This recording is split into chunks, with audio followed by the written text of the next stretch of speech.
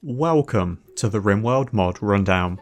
We'll be taking a quick look at what you can expect to see from vanilla Achievements Expanded. For starters, you'll need to own the additional workshop content, Harmony. The King of Dopamine returns. After its brief discontinuation with the release of 1.5, Achievements Expanded has been resurrected, with a whole host of new goals that you can work towards to get your completionist fix, with potential charity fraud not being one of them. So what does Achievements Expanded add?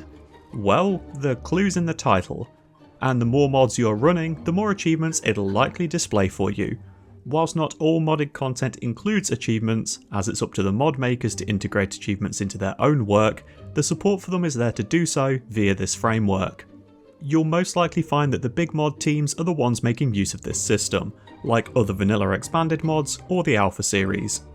Unlike your gamer score, Steam Showcase, or trophy collection, the achievements that you earn in Rimworld aren't completely useless. Achievements will earn you a currency called Storyteller Points. These points are unlocked on a colony by colony basis, so if you're looking to 100% the game, this isn't quite that kind of system, as each new run will reset the UI for that game. You see, these points can be spent in the Achievements UI, which is opened by clicking the button on the bottom menu to the right.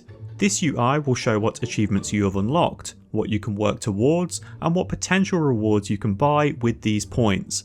All of this means you don't need to be overly precious with these points.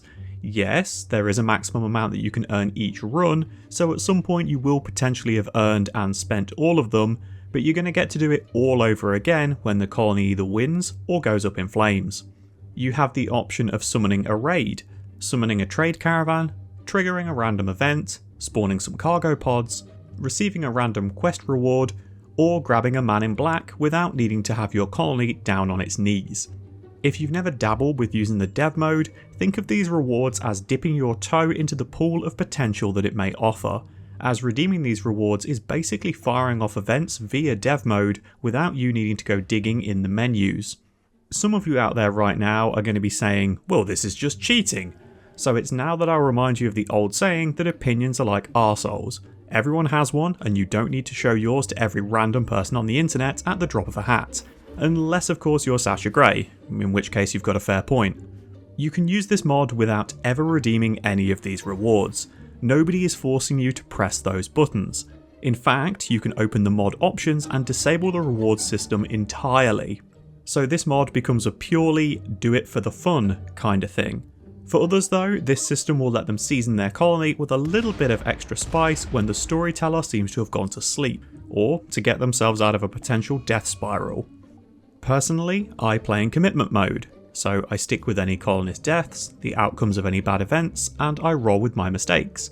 But I'm not above hitting the summon a raid button when I get smashed back to back by 2 Neanderthal raids at the start of the game, and then have some imps turn up to try and finish the job. The hope is that by having 2 hostile raids on the map, it'll make them try and take care of each other. Or, the one that's left over is going to be severely weakened and then easier to finish off. Of course, there's always the chance that it'll just summon another imp raid. Shit. So now you've got 2 groups from the same faction attacking you instead. So do you want to risk hitting that summon raid button again? It couldn't make a 3rd imp raid, right? Or are you going to spend slightly more points to summon a trade caravan that you know will help instead? But that will then risk some pretty major diplomacy hits if a bunch of their members or animals die on your map.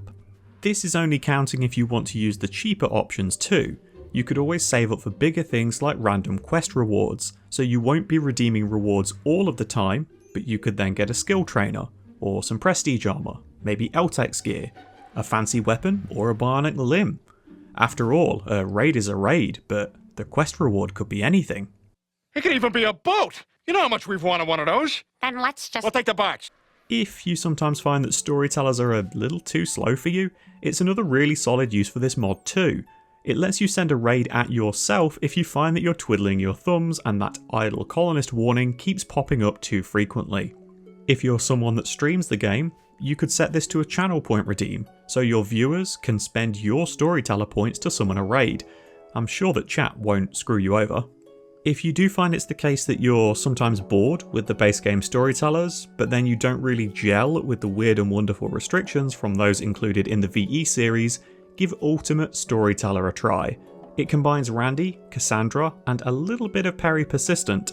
It was one of my favourite things for streaming the game as it removed a lot of the downtime between negative events without changing any actual mechanics or adding in restrictions. It pairs beautifully with Achievements Expanded as you can rebalance your game around what Ultimate throws at you.